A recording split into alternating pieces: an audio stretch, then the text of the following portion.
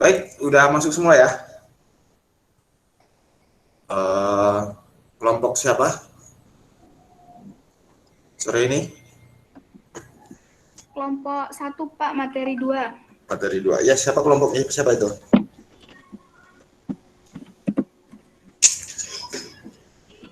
Siapa siapa presenternya itu kelompoknya?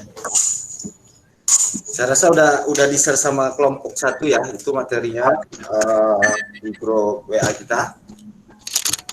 Saya harap ada bisa download di sana. Dan untuk apa? Sekretaris, silakan screenshot ini, presentasi ini juga di screenshot. Nanti itu sebagai apa absen kita ya, semuanya. Nanti dibikin absennya. Oke, sebagai ketua kelas Ulfa siapa? Iya Pak, saya Pak. Ulfa sebagai moderator, saya tunjuk delegasikan untuk presentasi pada sore ini. Sebelum itu saya lupa pula dibuka ya. Bismillahirrahmanirrahim. Assalamualaikum warahmatullahi wabarakatuh. Waalaikumsalam warahmatullahi wabarakatuh. Pertemuan kali ini kita lanjut kepada diskusi kelompok. Kemarin kita sudah informasikan bahwasanya seperti apa sistem perkuliahan kita dan kelanjutannya seperti apa. Dan hari ini kita mulai presentasi pertama untuk kelompok 1 tentang materi prasejarah Pancasila ya kalau saya. Silakan Ulfa sebagai moderator untuk memimpin presenting pada sore hari ini. Ulfa, saya silakan. Assalamualaikum warahmatullahi wabarakatuh. Waalaikumsalam wabarakatuh. Baiklah, kami dari kelompok 1 dengan judul materi Pancasila dalam perspektif sejarah bangsa Indonesia. Sebelumnya izinkan kami untuk memperkenalkan diri kami masing-masing. Yang dimulai dari saya. Perkenalkan saya Ulfa Arum selaku moderator. Lanjut yang kelompok 1.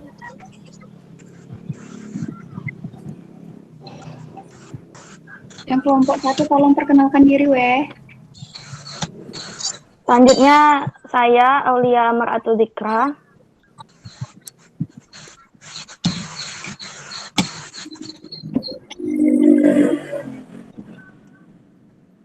Selanjutnya saya Ajeng Larasati. Saya Pia Nugra Putri. Selanjutnya saya Azza Utomo. Selanjutnya Ana Azdifa Rizkia. Wana Nurul Aulia Dewi.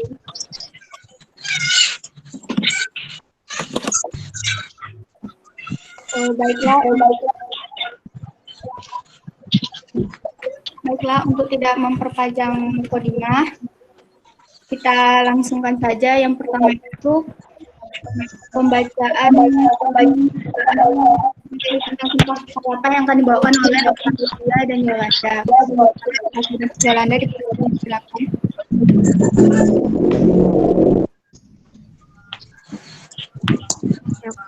Yang pertama, Palapa.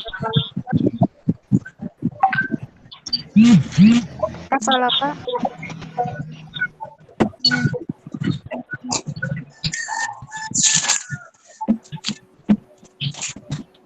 Lanjut.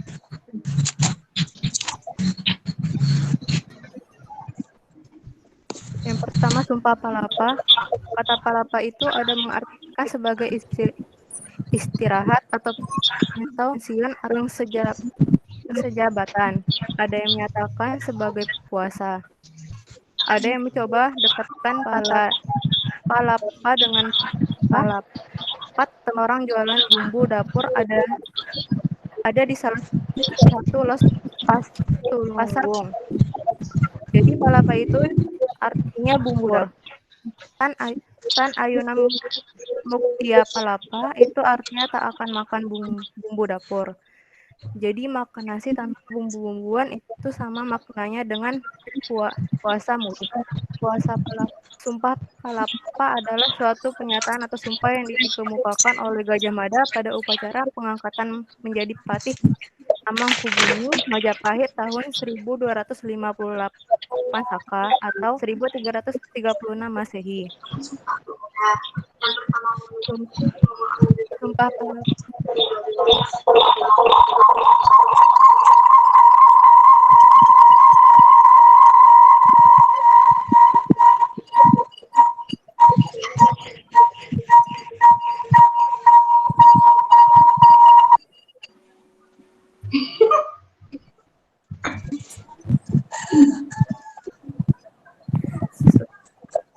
Sumpah palapa yang diucapkan oleh Gajah Mada memiliki makna berupa pantang berkenikmatan sampai berhasil menaklukkan seluruh Nusantara. Yang artinya sumpah palapa pertama kali ini ditemukan pada manuskripsi kuno Paraton yang berbunyi, dia Gajah Mada Patih Amangkubumi tidak ingin melepaskan puasa. Dia Gajah Mada, jika telah mengalahkan Nusantara, saya baru akan melepaskan puasa. Jika mengalahkan Gurun, Seram, Tanjung Pura, Haru, Pahang, Dompo, Bali, Sunda, Palembang. Terus yang selanjutnya itu kan dalam peristiwa bersejarah tersebut bla bla bla bla. Nah itu tuh disambung sama Asdiva sampai selesai. Itu yang bagian C.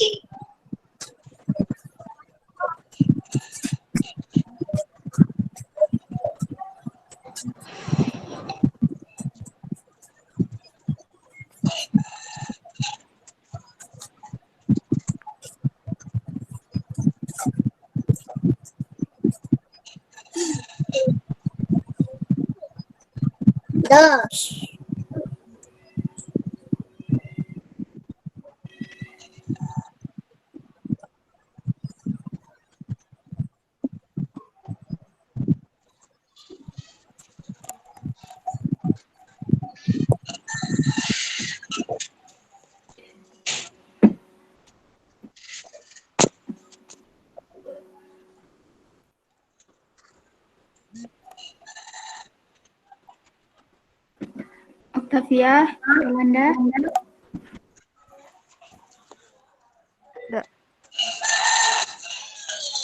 Jaringan bentar.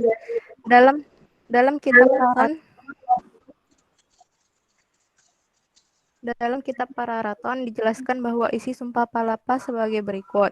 Sira Gajah Madapati Amangkubumi Tan Ayum Kumukti Palapa, Sira Gajah Mada, lamun huus kalah Nusantarai Suna Mukti Palapa, lamun kalah ring Gurun ring Seram, Tanjung Pura, ring Haru, ring Pahang, Dompo, ring Bali, Sunda, Palembang, Tumasik, Samanaing Sumun Kuti Palapa.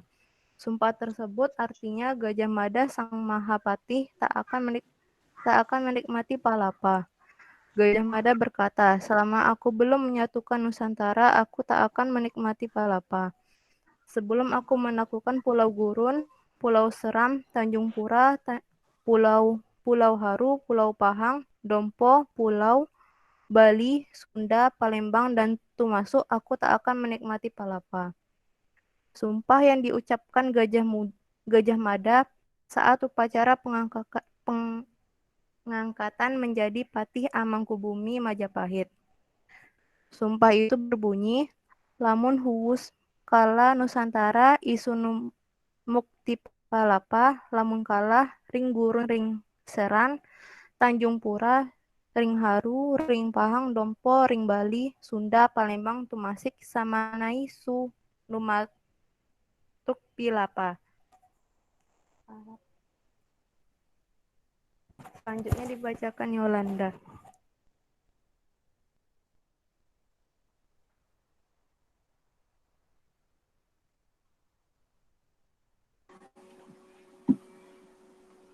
Yolanda.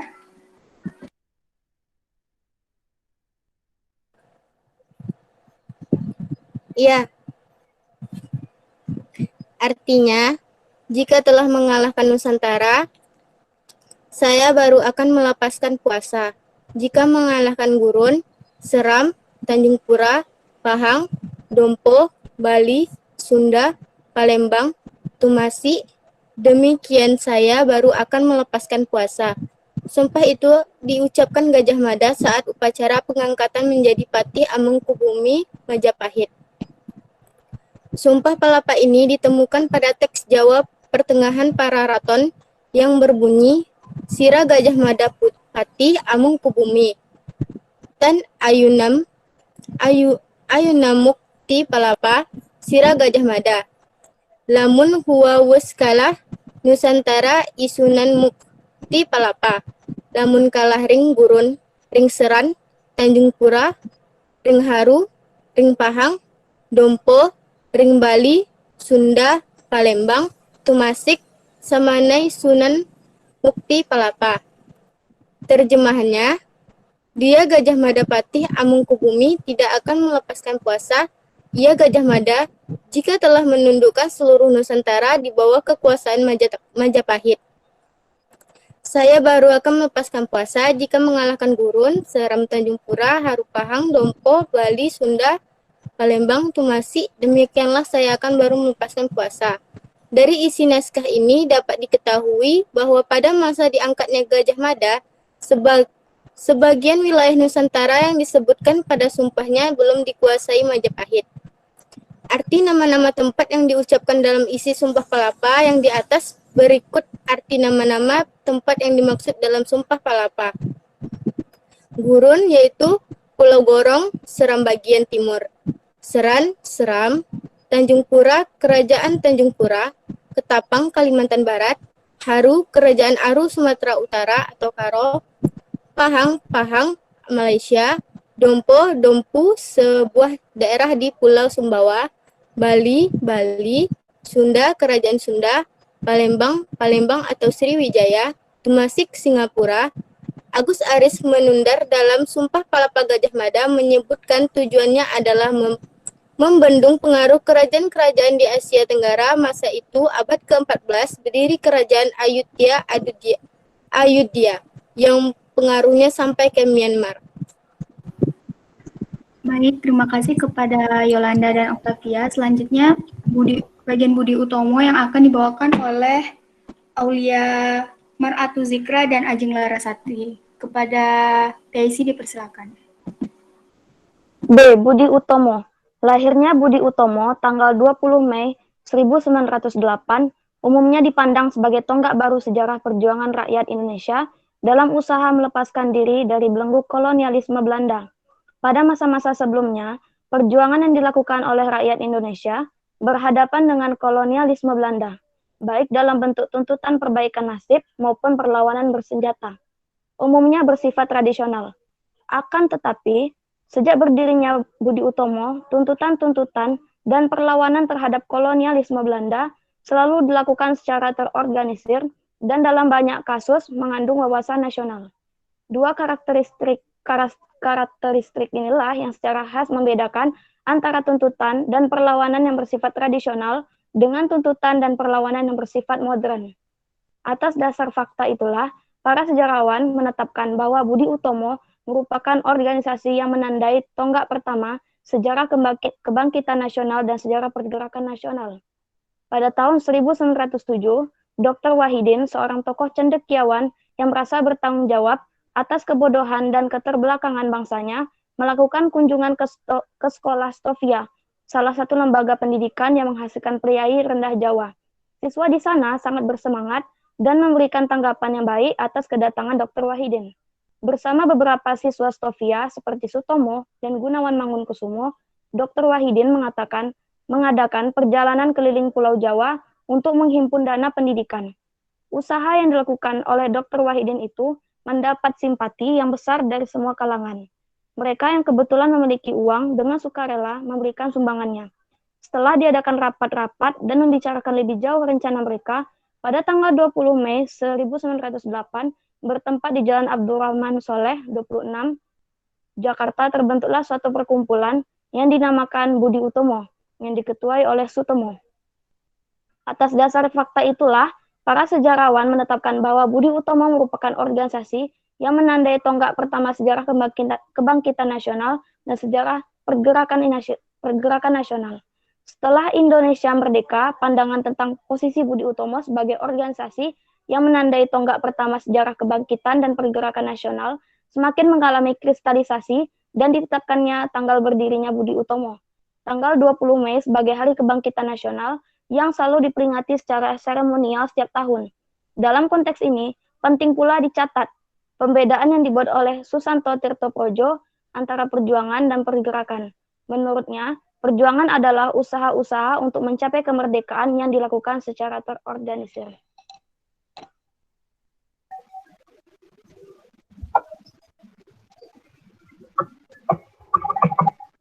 Corak baru yang diperkenalkan Budi Utomo adalah kesadaran lokal yang diformulasikan dalam wadah organisasi modern, dalam arti bahwa organisasi itu mempunyai pimpinan, ideologi yang jelas, dan anggota. Lahirnya Budi Utomo telah merangsang berdirinya organisasi-organisasi pergerakan lainnya yang menyebabkan terjadinya perubahan sosial politik Indonesia. Soehartono menyatakan corak baru yang diperkenalkan Budi Utomo adalah kesadaran lokal yang diformulasikan dalam wadah organisasi modern. Dalam arti bahwa organisasi mempunyai pimpinan, ideologi yang jelas, dan anggota. Dengan kata lain, pada awal perkembangannya, nasionalisme yang dianut Budi Utomo adalah etno-nasionalisme dan proses penyadaran diri terhadap identitas bangsa Jawa, Indonesia. Akan tetapi, dengan perjalanan waktu, semangat nasionalisme Indonesia mencapai momentumnya yang penuh, khususnya setelah peristiwa Sumpah Pemuda pada tanggal 28 Oktober 1928. Budi Utomo meninggalkan watak kedaerahannya untuk kemudian tumbuh menjadi organisasi nasional par excellence. Budi Utomo bersifat kooperatif dengan pemerintah kolonial, karena Budi Utomo menempuh cara dan menyesuaikan dengan situasi dan kondisi pada waktu itu, sehingga wajar jika Budi Utomo berorientasi kultural. Dalam perjalanannya, Budi Utomo dengan fleksibilitasnya itu mulai menggeser orientasinya dari kultur ke politik. Edukasi Barat dianggap sebagai jalan untuk menempuh jenjang sosial yang lebih tinggi. Budi Utomo bukan hanya dikenal sebagai salah satu organisasi nasional yang pertama di Indonesia, tetapi juga salah satu organisasi terpanjang usianya sampai dengan proklamasi kemerdekaan Indonesia. Budi Utomo memang mempunyai arti yang penting, meskipun anggotanya sangat sedikit dibanding dengan Serikat Islam. Akan tetapi, kehadiran Budi Utomo lah yang menyebabkan berlangsungnya perubahan-perubahan politik hingga terjadinya integrasi nasional. Dr. Wahidin Sudirohusodo, tahun 1857 sampai 1917, lulusan Staffia Sekolah Dasar Dokter Jawa antara tahun 1906 sampai 1907, dan pemilih Pulau Jawa untuk berkampanye meningkatkan martabat rakyat. Peningkatan ini akan dilaksanakan dengan membentuk dana pelajar.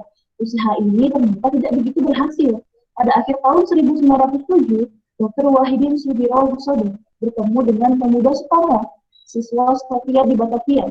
Perbincangan tentang nasib rakyat ternyata menggugah Suparno untuk mendiskusikan hal ini dengan teman-temannya. Akhirnya, pada tanggal 20 Mei 1908, berdirilah Budi Utomo dengan Sutomo sebagai ketuanya.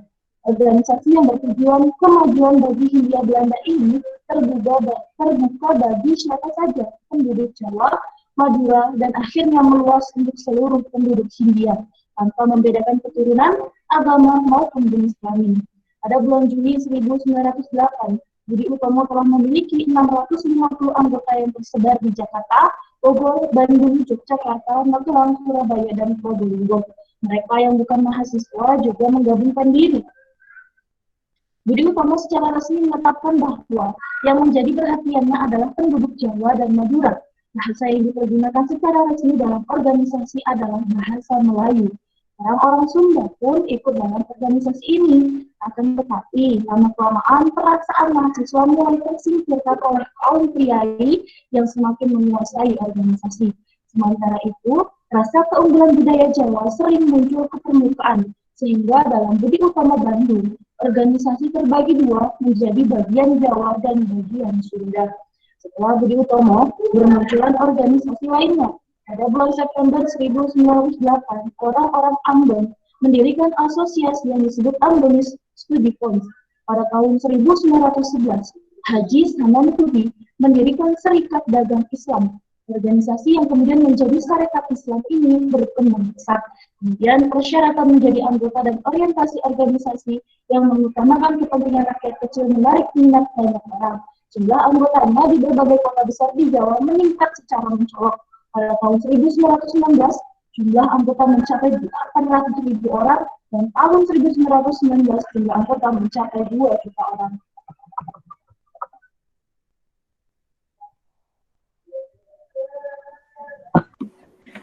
Baik, terima kasih kepada Aulia dan Ajeng. Selanjutnya, Sumpah Pemuda yang akan dibawakan oleh Nurul Aulia Dewi dan Asdifa Miftahul Rizkia. Kepada PSI dipersilakan. Sejarah Sumpah Pemuda.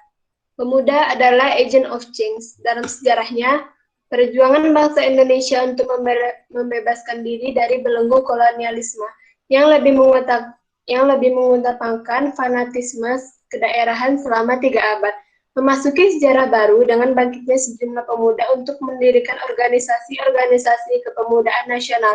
Perjuangannya yang pada awalnya lebih bersifat kultural berubah menjadi perjuangan yang membawa isu-isu nasionalisme dengan lebih mengedepankan diplomasi politik. Tercatat pada tahun 1915, berdirilah sejumlah besar organisasi kepemudaan tiga yang masih bersifat kedaerahan, seperti Trikoro Darmo yang kemudian menjadi Jong Java, Jong Sumatranan Bon, Jong Islamiatan Bon, Jong Batak, Jong Minahasa, Jong Celebes, Jong Ambon, Sekar Rukun, dan Pemuda Kaum Betawi. Organisasi tersebut bersifat kedaerahan dan ke kelompok khusus. Adapun Perhimpunan Pelajar Indonesia yang berdiri setelah selesai Kongres Pemuda pertama pada tahun 1926 memiliki perbedaan yaitu bersifat lintas primordial. Organisasi pemuda yang beranggota pelajar dari seluruh Indonesia. Tokoh-tokohnya adalah Sigit, Sugondo, Jojo Pespito, Suwirjo, S. Reksodipotro, Muhammad Jamin, Aka Gani, Tamzil Sunarko Sumananang, dan Amir Syarifuddin. Sumpah Pemuda adalah salah satu tonggak utama dalam sejarah pergerakan kemerdekaan Indonesia. Ikrar ini dianggap sebagai kristalisasi semangat untuk menegaskan cita-cita berdirinya negara Indonesia. Yang dimaksud dengan Sumpah Pemuda adalah keputusan Kongres Pemuda kedua yang diselenggarakan 2 hari, 27 sampai dengan 28 Oktober 1928 di Batavia atau Jakarta. Keputusan ini menegaskan cita-cita akan ada tanah air Indonesia, bangsa Indonesia, dan bahasa Indonesia. Keputusan ini juga diharapkan menjadi asas bagi setiap perkumpulan kebangsaan Indonesia, dan agar disiarkan dalam berbagai surat kabar dan dibacakan di muka rapat perkumpulan-perkumpulan. Istilah Sumpah Pemuda sendiri tidak muncul dalam putusan Kongres tersebut, melainkan diberikan setelahnya. Gagasan penyelenggaraan Kongres Pemuda kedua berasal dari Perhimpunan Pelajar-Pelajar Indonesia, sebuah organisasi pemuda yang beranggota dari pelajar dari seluruh Indonesia. Atas inisiatif PPPI, Kongres dilaksanakan di 3 gedung yang berbeda dan dibagi dalam 3 kali rapat sehingga menghasilkan Sumpah Pemuda. Rapat pertama, Gedung Katolik Jongenlingen Bon. Rapat pertama, Sabtu 27 Oktober 1928 di Gedung Katolik Jongenlingen Bon atau KJB, Lapangan Banteng. Dalam sambutannya, Sugondo berharap Kongres ini dapat memperkuat semangat persatuan dalam sanubari para pemuda. Acara dilanjutkan dengan uraian Muhammad Jamin tentang arti dan hubungan persatuan dengan pemuda. Menurutnya, ada 5 faktor yang bisa memperkuat persatuan Indonesia, yaitu sejarah, bahasa, hukum adat, pendidikan, dan kemauan. Rapat kedua, Gedung Osjava Boskop. Rapat kedua Minggu 28 Oktober 1928 di Gedung Osjava Boskop membahas masalah pendidikan.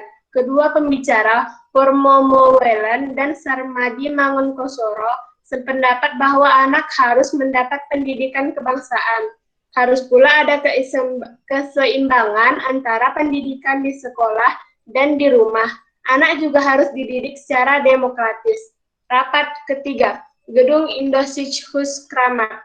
Pada sesi berikutnya, Sonario menjelaskan pentingnya nasionalisme dan demokrasi selain gerakan kepanduan, sedangkan Ramelan mengemukakan gerakan kepanduan tidak bisa dipisahkan dari pergerakan nasional. Gerakan kepanduan sejak dini mendidik anak-anak disiplin dan mandiri, hal-hal yang dibutuhkan dalam perjuangan.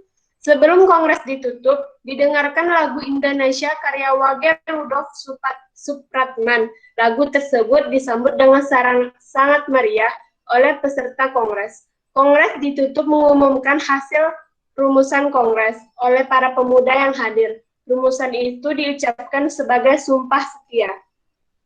Isi dan makna Sumpah Pemuda. Setelah melalui proses sepanjang selama 2 hari, maka pada 28 Oktober 1928, para peserta Kongres Pemuda II bersepakat merumuskan 3 janji yang kemudian disebut sebagai Sumpah Pemuda. Adapun isi Sumpah Pemuda adalah sebagai berikut. Pertama, kami, putra dan putri Indonesia, mengaku bertumpah darah satu tanah air Indonesia. Kedua, kami, putra dan putri Indonesia, mengaku berbangsa yang satu, bangsa Indonesia. Ketiga, kami, putra dan putri Indonesia, menjunjung bahasa persatuan, bahasa Indonesia. Dalam peristiwa bersejarah tersebut, didengarkan lagu kebangsaan Indonesia untuk pertama kalinya yang diciptakan oleh W.R. Supratman. Lagu Indonesia dipublikasikan pertama kali pada tahun 1928 pada media cetak Surat Kabar Dosapo dengan mencantumkan teks yang menegaskan bahwa lagu itu lagu kebangsaan. Lagu itu sempat dilarang oleh pemerintah kolonial Hindia Belanda, namun para pemuda tetap terus menyanyikannya. Gema Sumpah Pemuda terus menjarut dalam dada generasi muda Indonesia pada waktu itu, termasuk pada pemuda keturunan Arab yang ada di Indonesia. Sumpah ini dilakukan oleh pemuda-pemuda peranakan Arab pada tanggal 5 sampai 5 Oktober. Dalam kongres ini, mereka bersepakat untuk mengakui Indonesia sebagai tanah air mereka, karena sebelumnya kalangan keturunan Arab beranggapan bahwa tanah air mereka adalah negeri-negeri Arab dan senantiasa berorientasi ke Arab. Menurut Aziumardi Azra, Kongres Pemuda II yang menghasilkan Sumpah Pemuda merupakan salah satu tonggak sejarah bangsa Indonesia dengan mengawali kesadaran bangsa. Ikrar ini atau sumpah yang dibacakan di area Kongres Pemuda II yang dihadiri oleh kaum muda lintas suku, agama, daerah, yang nantinya 17 tahun kemudian melahirkan proklamasi kemerdekaan Indonesia pada tanggal 17 Agustus 1945. Arti dan makna Sumpah Pemuda. Makna yang tergantung adalah bahwa peristiwa bersejarah itu mengajarkan nilai-nilai persatuan bangsa. Sumpah Pemuda membuktikan perbedaan yang dimiliki bangsa Indonesia ternyata dapat disatukan dengan mewujudkan Bhinneka Tunggal Ika, yang berarti berbeda-beda tetapi tetap satu. Sumpah Pemuda juga membuat banyak nilai positif yang dapat diterapkan dalam kehidupan sehari-hari, di antara lain nilai patriotisme, gotong royong, musyawarah untuk mufakat, cinta tanah air, kekeluargaan, persatuan dan kesatuan, kerukunan, kerjasama, cinta damai, serta tanggung jawab. Sumpah Pemuda hendaknya bisa dijadikan sebagai inspirasi bagi generasi muda Indonesia sekarang untuk membawa negara ini ke arah perubahan yang lebih baik, bukan justru terpecah-pecah dalam perusakan konflik antar sesama anak bangsa sendiri. Semangat Sumpah Pemuda harus tetap, dan setelah kemerdekaan bangsa Indonesia diraih, persatuan dan kesatuan bangsa Indonesia akan hancur apabila bangsa Indonesia tidak lagi memiliki semangat tanah air satu, berbangsa dan berbahasa satu, yaitu Indonesia. Semangat Sumpah Pemuda dapat dijabarkan dalam nilai-nilai berikut. A. kami putra dan putri Indonesia mengaku bertumpah darah satu tanah air Indonesia. Artinya, sumpah darah diartikan sebagai perjuangan dan sungguh-sungguh terdapat sesuatu, baik memperjuangkan hidup, kemerdekaan, kebahagiaan, nafkah, dan sebagainya. Kemudian, kata tumpah darah dilayani dengan tanah air, yang berarti kampung halaman yang artinya dari Indonesia dan untuk Indonesia. Intinya, makna dalam sumpah pertama, ini adalah mengharumkan nama Indonesia di mata internasional dan juga alam dan lingkungan Indonesia, menghargai sejahtera dan menjadi yang terbaik bagi dirinya, keluarga dan bangsanya. B. Kami putra dan putri Indonesia mengaku berbangsa yang satu, bangsa Indonesia. Bait kedua menerangkan pemuda dan pemudi hanya bersedia mengaku bangsa yang Indonesia. Sikap yang sesuai dengan sumpah ini antara lain melestarikan budaya Indonesia, tidak mudah mencarikan budaya asing, bangga dengan bangsanya, dan selalu menjaga nama baik Indonesia. C. Kami putra dan putri Indonesia menjunjung bahasa persatuan, bahasa Indonesia. Di bait ketiga ini, sumpah pemuda sedikit berbeda.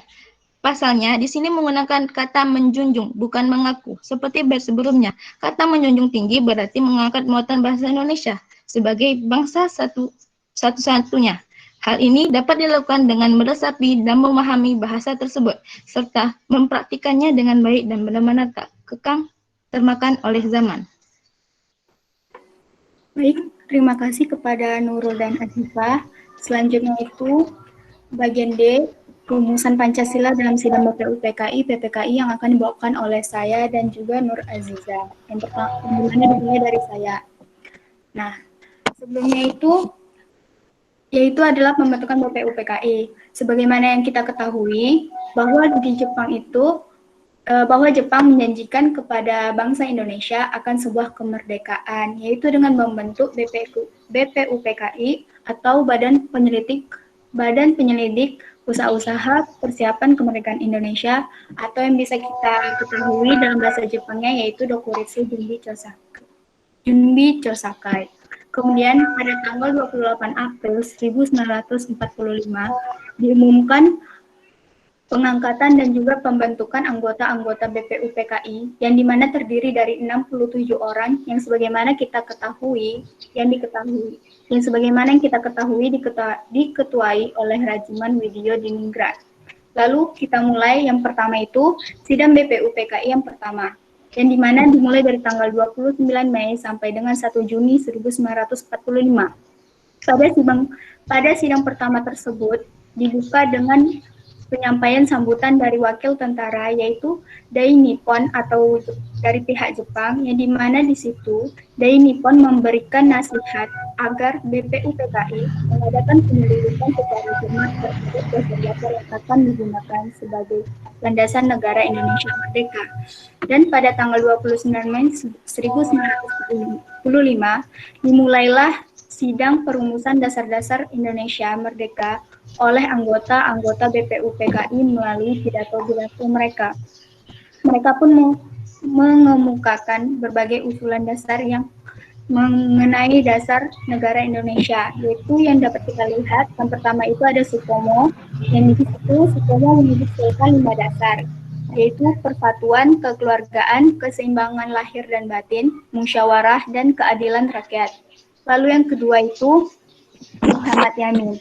Muhammad Yamin juga merumuskan 5 dasar, yaitu dapat kita ketahui terdapat peri kebangsaan, peri kemanusiaan, peri ketuhanan, peri kerakyatan, dan kesejahteraan rakyat. Yang dimana di situ beliau merumuskan 5 dasar tersebut yang berakar pada sejarah, peradaban, agama, dan hidup ketatanegaraan yang telah lama berkembang di Indonesia. Kemudian juga yang ketiga itu ada Insinyur Soekarno, yang di situ beliau merumuskan 5 dasar yang dapat kita ketahui adalah kebangsaan Indonesia atau nasionalisme, kemudian peri kemanusiaan atau internasionalisme, lalu mufakat atau demokrasi, kemudian kesejahteraan sosial dan ketuhanan yang Maha Esa. Nah, kemudian kita masuk yang kedua, yaitu adalah sidang BPUPKI kedua yang dilaksanakan pada tanggal 10 sampai dengan 16 Juli 1945. Setelah dibentuknya panitia kecil atau PPKI, Panitia Pelaksanaan Kemerdekaan Indonesia, dilaksanakanlah sidang BPU PKI yang kedua pada tanggal 10 Juli 1945 yang berada di Jalan Pejambon, Jakarta, yang dimana di situ membahas persiapan rancangan hukum dasar, yang kemudian Insinyur Soekarno melaporkan bahwa Panitia 9 telah berhasil merumuskan Pancasila, yang dimana merupakan persetujuan antara pihak Islam dan juga pihak kebangsaan.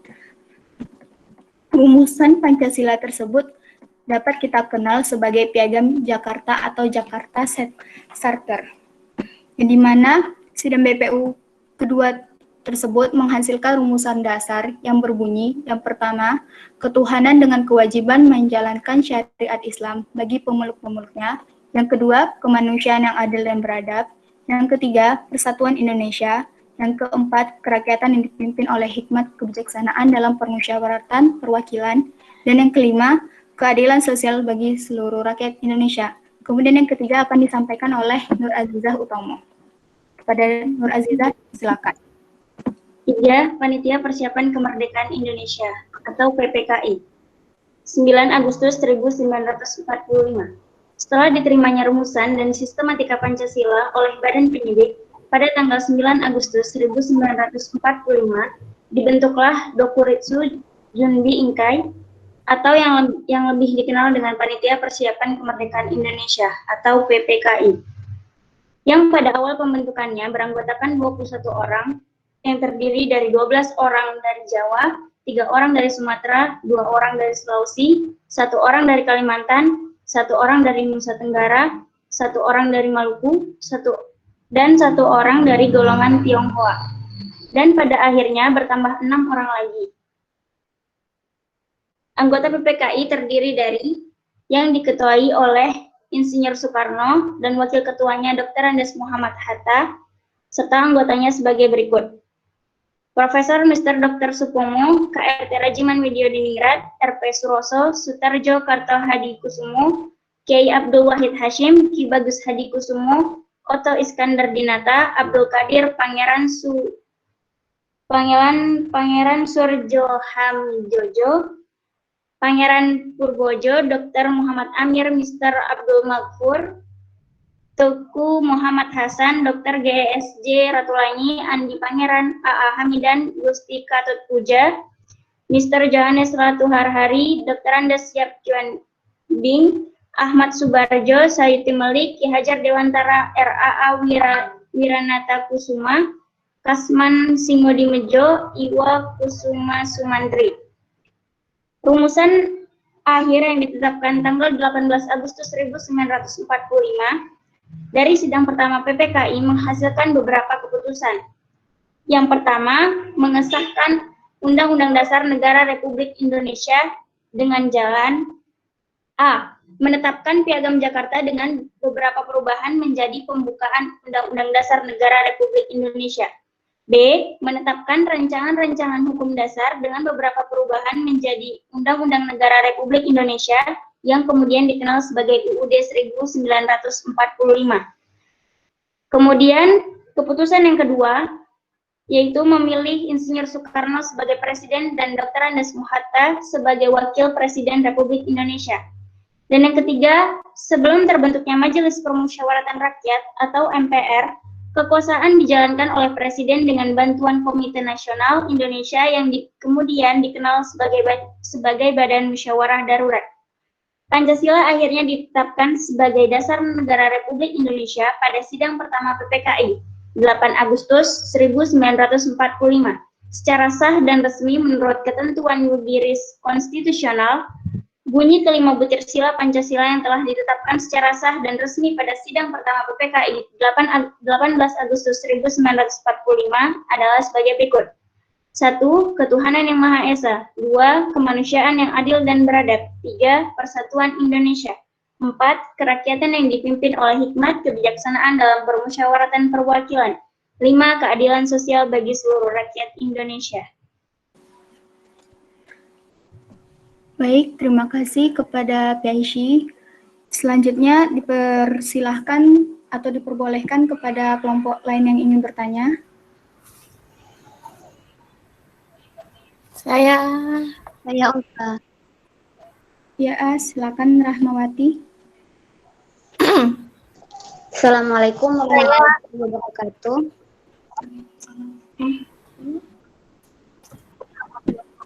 Perkenalkan, nama saya Rahmawati dari kelompok 6. Ini bertanya kepada kelompok 1, jelaskan mengapa edukasi barat dianggap sebagai jalan untuk menempuh jenjang sosial yang lebih tinggi. Bisa pelan-pelan, Rahma? Oke, diulang. Jelaskan mengapa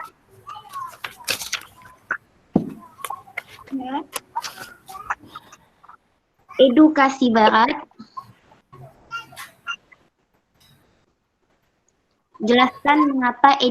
barat dianggap sebagai jalan untuk menempuh jenjang sosial yang lebih tinggi.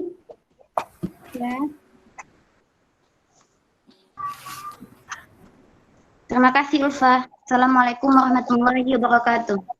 Waalaikumsalam warahmatullahi wabarakatuh. Maaf sebelumnya, Pak, kalau boleh tahu ini untuk pertanyaannya berapa ya, Pak?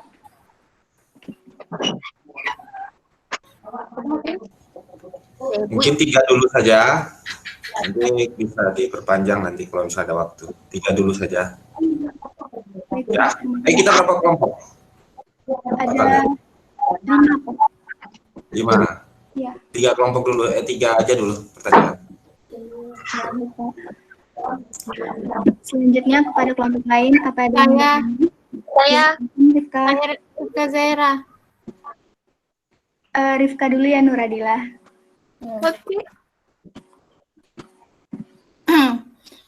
Perkenalkan, saya Rifka Zaira dari kelompok 4 ingin bertanya.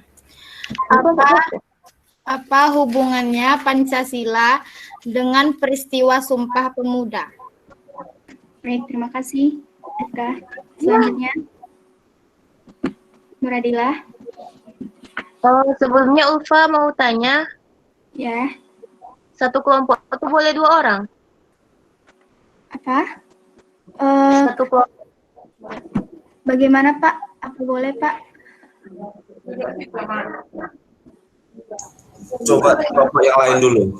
Jika ada kelompok yang lain dulu, silakan kelompok lain. Kalau tidak ada, baru. Coba tanya, ada kelompok lain? Nuradila sama dengan kelompok siapa? Nuradila? Sama dengan Rifka Zahira, Pak. Oh, daerah. Sama ya. Yang lain ada yang mau tanya dulu? Ada ya? Ada, woi. Ada.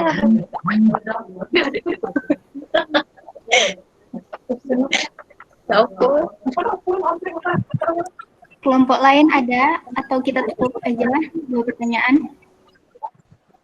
Buka. Ya sudah, Nuradila saja tadi tuh yang bertanya. Silakan, Nuradila.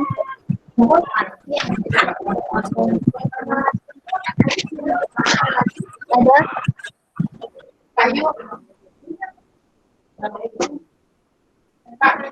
Ya, Nuradila. Oke. Jadi Assalamualaikum warahmatullahi wabarakatuh.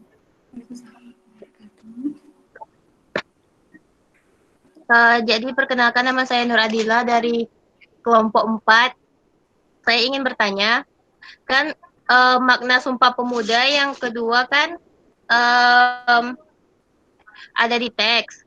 Jadi pertanyaannya, apakah zaman sekarang masyarakat atau pemuda-pemudi Indonesia mencerminkan perilaku Sumpah Pemuda tersebut? Baik, terima kasih Nuradila. Baik.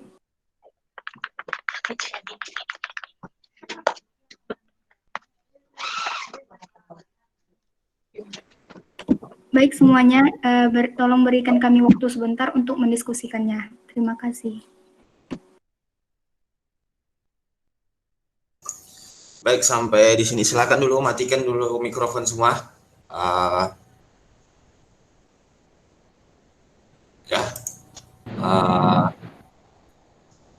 Terima kasih atas presentasinya kepada kelompok 1 tentang Pancasila dalam konteks sejarah bangsa Indonesia. Ya, sambil menunggu jawaban-jawaban dari 3 pertanyaan tadi, mungkin saya coba diskusikan sedikit untuk bagaimana Anda mempresentasikan. Mungkin kalau untuk yang materi pertama ini, karena sejarah, banyaknya sejarah, tidak apa-apa, lebih banyak ceritanya. Tapi ke depan, karena nantinya itu sudah mulai ke paradigma, tentang etika, tentang Pancasila sebagai suatu norma hukum, saya ingin nanti Anda juga munculkan satu permasalahan yang mesti kita bahas di dalam diskusi kita nantinya itu. Jadi adalah langsung ada studi case-nya di sana. Case tadinya yang bisa kita diskusikan nantinya di sana. Selain Anda punya materi yang Anda sampaikan, nanti di akhirnya ada satu studi kasus yang ingin kita diskusikan bersama. Jadi setiap pertemuan itu nanti akan ada studi kasus. Misalnya contoh Pancasila sebagai sistem falsafah selanjutnya ini ya.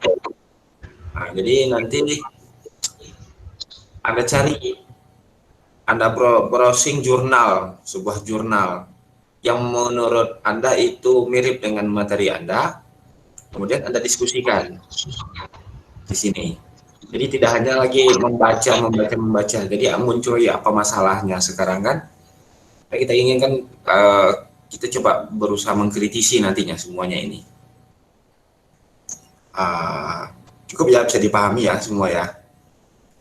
Dan nantinya juga untuk presenter ya seperti tadi, saya harap nanti gantian karena mikrofonnya ini satu persatu nanti hidupkannya ya, siapa yang bakal bertanya, tapi yang jelas moderator yang hidup selalu. Jadi hanya 2, 3, tidak lebih dari 3 itu mikrofonnya hidup. Ini akan mengganggu, mungkin ada storing kah itu, atau suara-suara yang berisik yang mengganggu kenyamanan kita dalam perkuliahan ini. Oke. Cukup. Gimana kelompok 1? Sudah ada? Coba bacakan dulu pertanyaannya dulu semuanya. Kita bisa sama-sama dengar kembali pertanyaannya. Baik Pak. Yang pertama itu ada dari Rahmawati yang dimana dia nanya, jelaskan mengapa edukasi bahan dianggap sebagai jalan menempuh jenjang sosial yang lebih tinggi. Kemudian ada dari Rifka, apa hubungan Pancasila dengan Sumpah Pemuda? Kemudian yang terakhir dari Nuradillah, apakah zaman sekarang masyarakatnya pemuda dan pemudi masih mencerminkan makna dari Sumpah Pemuda yang kedua tadi, Pak? Oke, itu saya rasa cukup jelas ya pertanyaan-pertanyaannya. Saya rasa itu tidak susah juga tuh dijawab itu. Kelompok 1, silakan.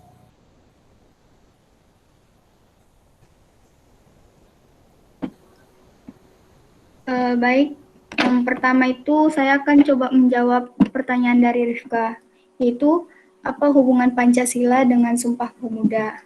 Nah, di situ kita dapat mengetahui hubungannya itu adalah mereka berdua atau Pancasila dengan Sumpah Pemuda itu merupakan sama-sama memperjuangkan hak dan juga cita-cita nasional dari masing-masing rakyat Indonesianya, yaitu dalam membentuk dan mematuhi sila-sila dan nilai Pancasila, dan juga untuk menghargai jasa-jasa pahlawan yang sudah memperjuangkan kemerdekaan Indonesia sampai sekarang.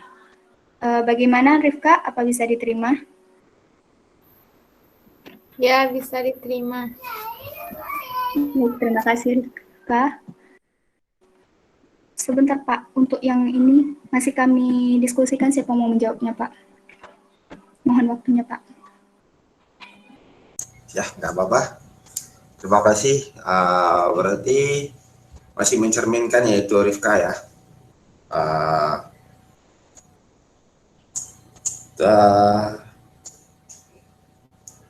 Jadi apa tadi Rifka? Lebih lengkapnya pertanyaan kamu tadi? Ini Pak, apa hubungannya Pancasila dengan peristiwa Sumpah Pemuda? Ya, mungkin mungkin dari sejarahnya ini. Mungkin kita bisa baca itu dari buku Azumari Azra itu kan. Pancasila dimulai saat Sumpah Pemuda itu seperti apa simpulannya, seperti apa historinya. Yang pastinya nanti gini,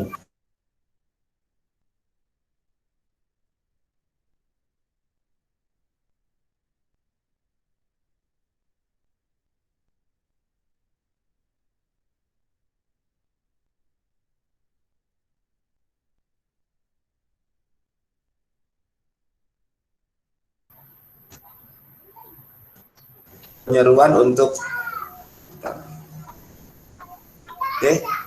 penyeruan untuk bisa memerdekakan rakyat Indonesia. Nah, banyak itu di saat sidang PPKI kan juga banyak yang dari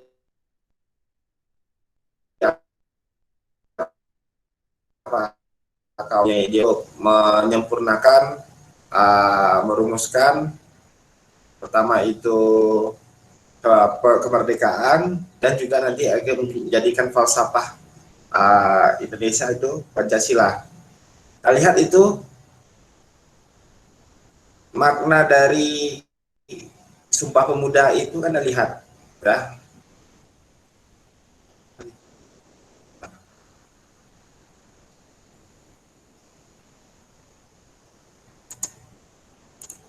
Ya, makna dari Sumpah Pemuda itu Anda bisa lihat itu bahwasanya kami putra putri Indonesia berbangsa satu, bangsa Indonesia. Nah, dari ini kan sudah Anda lihat kan, sudah ada yang namanya keinginan satu bangsa dari Sabang sampai Merauke, ya itu kan ikrar pemuda itu menyampaikan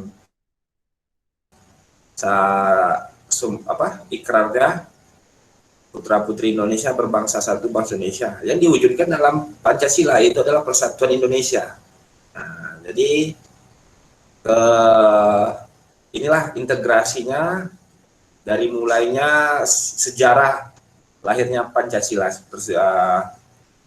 saat sudah ada diwacanakan oleh beberapa pemuda-pemuda yang berikrar di Sumpah Pemuda tersebut.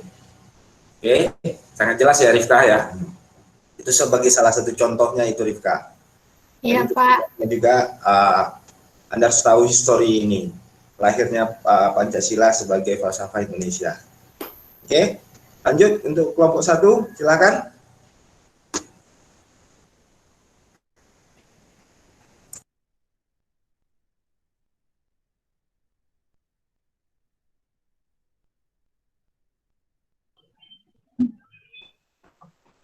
Baik, terima kasih.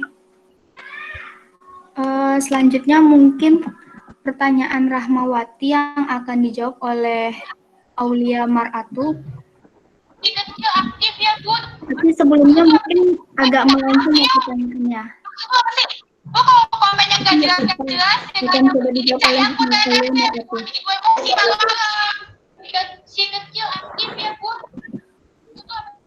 Ya, saya akan menjawab pertanyaan dari Rahmawati. Tadi pertanyaannya, jelaskan mengapa edukasi Barat dianggap sebagai jalan menempuh jenjang sosial yang lebih tinggi.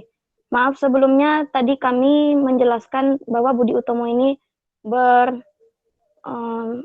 berkecimpungan atau masuk ke dalam jenis pendidikan.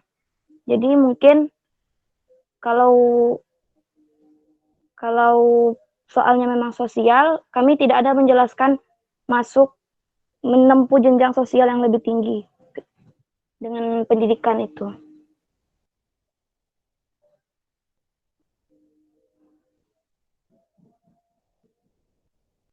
Jadi penjelasan saya tentang edukasi barat dianggap sebagai jalan menempuh jenjang, saya ganti dengan pendidikan yang lebih tinggi, karena sudah menjadi rahasia umum jika negara yang berlokasi di Eropa Utara atau Barat dikenal sebagai negara dengan sistem pendidikan terbaik di dunia. Contohnya dari Finlandia dikenal sebagai negara dengan kualitas kurikulum pendidikan terdepan, dengan tingkat kelulusan tes internasional tertinggi di dunia. Jadi dari daerah barat berhasil memuncaki indeks pendidikan dari negara di seluruh dunia. Maka dari itu kenapa pendidikan barat atau edukasi barat itu dianggap sebagai jalan menempuh jenjang pendidikan yang lebih tinggi. Karena seperti yang kita lihat, sistem pendidikan terbaik di dunia itu salah satunya dari Eropa atau barat. Terima kasih. Baik, terima kasih kepada Aulia. Selanjutnya, pertanyaan dari Nuradilah yang akan dijawab oleh Asdifa. Kepada Asdifa, dipersilakan.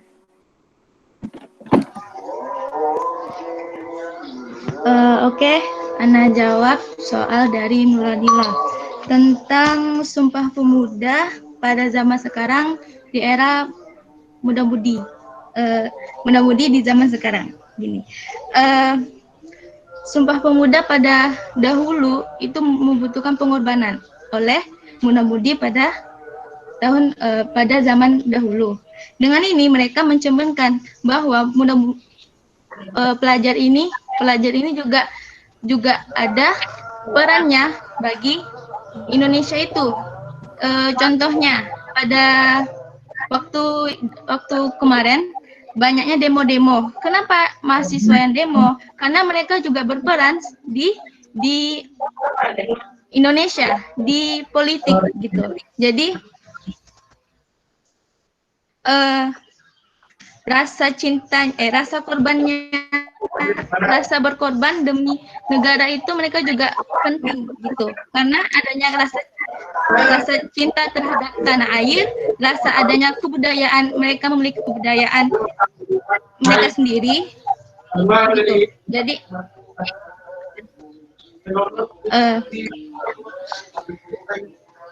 jadi mereka pada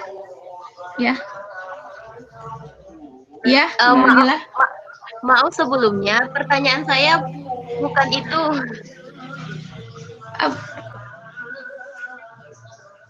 Apa Nuradila? Pertanyaan saya tuh, apakah zaman sekarang masyarakat atau pemuda-pemudi Indonesia mencerminkan perilaku Sumpah Pemuda yang kedua? Makna Sumpah Pemuda yang kedua.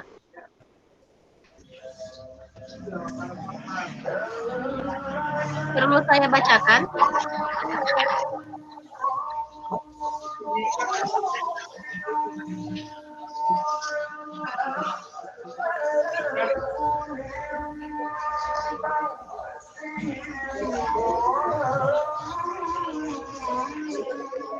Kan makna Sumpah Pemuda yang kedua itu adalah sikap yang sesuai dengan Sumpah Pemuda yang kedua, yaitu melestarikan budaya Indonesia, tidak mudah mencairkan budaya asing, bangga dengan bangsanya, dan selalu menjaga nama baik Indonesia. Jadi pertanyaan saya itu, apakah zaman sekarang masyarakat atau pemuda-pemudi Indonesia mencerminkan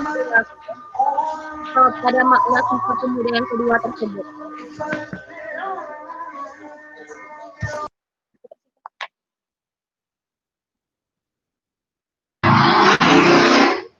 Oke. Ana yang coba jawab. Kami putra dan putri Indonesia mengaku berbangsa yang satu, bangsa Indonesia, yang menerangkan pemuda dan pemudi hanya bersedia mengakui bangsa Indonesia dan sikapnya melestarikan budaya Indonesia dan tidak mudah mencairkan budaya asing, bangga dengan bangsanya dan selalu menjaga nama baik Indonesia.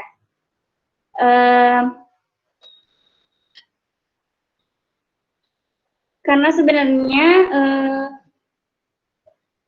jiwa Sumpah Pemuda ini individual. Jadi nggak semuanya mengerti dan paham Apa itu Sumpah Pemuda? Jadi ada juga yang masih melestarikan budaya Indonesia, seperti mungkin yang kebanyakan di daerah-daerah malah yang belum maju. Seperti di desa mungkin masih melestarikan budaya Indonesia.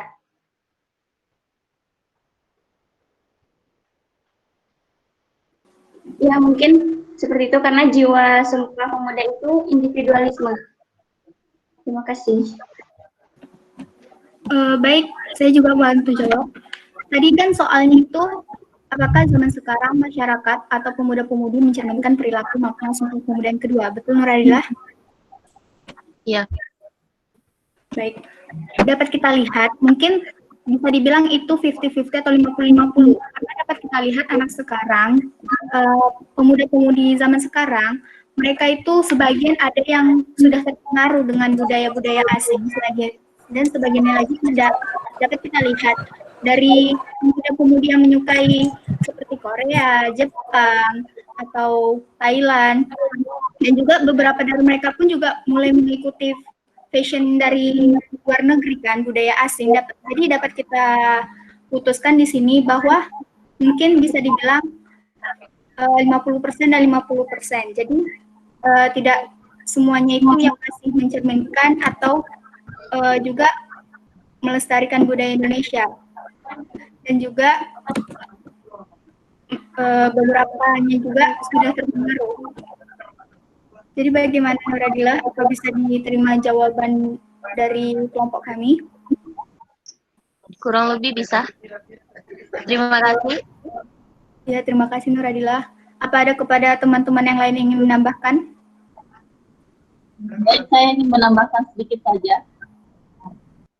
Saya tadi mendengar jawaban dari teman-teman yang lain, dari Nur Azizah, kemudian dari Ufah dan yang lainnya. Membahas pertanyaan ketiga ini, apakah pemuda zaman sekarang ini masih mengamalkan makna dari Sumpah Pemuda yang kedua, yaitu berbangsa yang satu bangsa Indonesia? Dan kebanyakan dari jawabannya adalah 50-50 atau 50-50. Ada yang sadar, ada yang tidak, ada yang sudah terpengaruh dengan gaya kebaratan atau negara-negara di luar sana. Saya ingin solusinya, adapun solusinya bagaimana? Solusinya adalah dengan pendidikan Pancasila. Pendidikan Pancasila ini tidak hanya dilakukan di sekolah saja, namun ya dari keluarga itu juga diajarkan dengan pendidikan Pancasila. Pancasila itu apa? Yang salah satunya adalah dengan persatuan dan kesatuan, agar semangat nasionalisme para pemuda itu terus berkobar sampai nantinya negara bisa mengandalkan para generasi muda di masa yang akan datang. Karena apa? Pemuda di masa sekarang adalah pemimpin di masa depan. Kira itu solusinya adalah dengan pendidikan Pancasila yang harus terus diajarkan kepada para pemuda. Terima kasih. Baik, terima kasih kepada Ajeng. Apa ada teman-teman yang ingin menyampaikan kritik, saran, atau yang lainnya? Dipersilakan. Apa ada? Baik, kalau tidak ada, maka kami tutup presentasi kami pada siang hari ini. Apabila ada kesalahan dan kekurangan, mohon maaf. Wabillahi taufiq wal hidayah. Wassalamualaikum warahmatullahi wabarakatuh. Waalaikumsalam warahmatullahi wabarakatuh. Ya, waalaikumsalam warahmatullahi wabarakatuh. Terima kasih Ulfah dan kelompok 1 lainnya. Give plus untuk kelompok 1 dulu. Ya.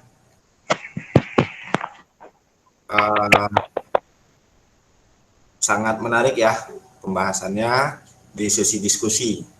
Kalau di sesi presentasinya masih monoton. Nah, muncul ya ini satu hal yang saya harapkan dan saya ingin Anda presentasikan. Oh, tadi ini dalam sisi diskusi, tapi yang ingin saya presentasikan, saya tadi sudah bilang bahwasanya ada satu pokok bahasan yang mesti Anda munculkan di setiap sesi presentasi materi. Contoh ini, studi case ya, masuk itu dari pertanyaan Nuradillah itu. Apakah pemuda-pemudi sekarang ini sangat mencerminkan atau sudah mencerminkan dari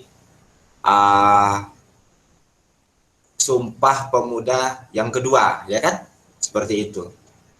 Nah, di sini nanti Anda, kalau saran saya, itu sudah muncul, sudah ada di beberapa jurnal. Anda searching di Google, jurnal dari beberapa, ada itu, di Google semuanya itu, urgensi pentingnya pembelajaran Pancasila di pemuda-pemudi. Masuklah itu dalam Sumpah Pemuda tadi itu. Kenapa? Apa permasalahannya? Contohnya tadi kan memang banyak ini sekarang pemuda-pemudi sekarang itu kebarat-baratan. Bukan mereka itu tidak apa cinta tanah air ya, tetapi lagi mengikuti tren. Ya, lagi mengikuti tren. Nah, apa sih solusi yang disampaikan di dalam jurnal tersebut dan apa pandangan Anda? Jadi kita hanya akan berbicara langsung kepada hasil dari sebuah jurnal tadi dan kemudian tanggapan kita sebagai pemikiran kita yang kritis. Nah, jadi di sana, kalau menurut kita kan sudah lihat ini banyak yang tidak sadar, banyak yang seperti Ajeng tadi bilang ya kan, sebagian orang itu sadar bahwasanya penting untuk semuanya tentang bangsa Indonesia, dan ada yang tidak sadar masih berpikir untuk bermain-main, apalagi main TikTok ya. Nah, ini seperti ini kan sudah kebarat-baratan, fashionnya seperti apa dan bagaimana, kan itu. Karena tidak mungkin pula pemuda-pemudi Indonesia ini tidak kudet pula dia kan, kurang update pula dia, nggak mungkin pula gitu. Tapi bagaimana untuk menyelaraskannya, tentunya harus ada pemikiran-pemikiran yang baik. Contohnya, pastinya sekarang itu setiap pemuda-pemudi, termasuk Anda sekarang ini, mempelajari Pancasila. Jadi maksimal atau tidakkah Anda mempelajari Pancasila tersebut? Nah, di situ nanti Anda akan lihat seperti apa. Jadi masih tanda tanya ya, pertanyaan ini nih. Tidak bisa dijawab dengan menyeluruh, karena kita lihat sekarang ini masih banyak pemahaman-pemahaman tentang apakah pemuda-pemudi sekarang itu masih sama perjuangannya dengan Sumpah Pemuda yang isi yang kedua, atau sudah meleburkan dia masih cinta tanah air tetapi dia update dengan hal-hal yang terjadi dengan teknologi seperti ini. Nah, kan itu dia, seperti itu. Oke, itulah yang saya inginkan. Anda munculkan sebuah jurnal, nanti kita bahas di sana. Jelas ya semua ya? Jelas ya? Nah, jadi muncul satu permasalahan nanti setiap minggunya yang akan, selain Anda mempresentasikan materi tadi. Oke, ada pertanyaan sampai di sini? Seperti apa presentasi kita? Tidak ada, cukup. Kalau tidak ada, silakan jempolnya mana? Jempolnya.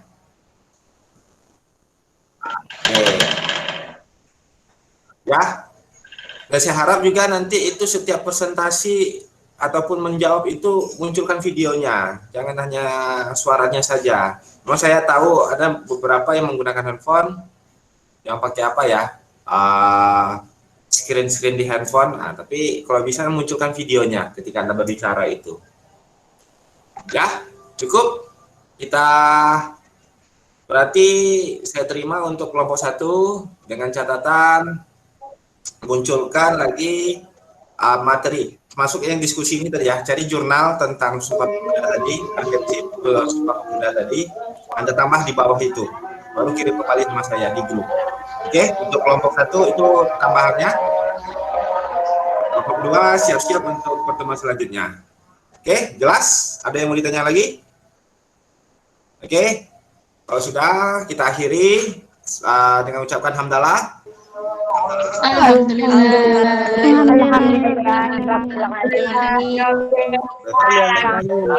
warahmatullahi wabarakatuh.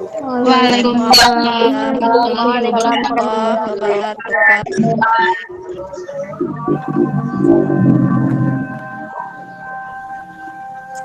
Ini gimana, Len? Waalaikumsalam.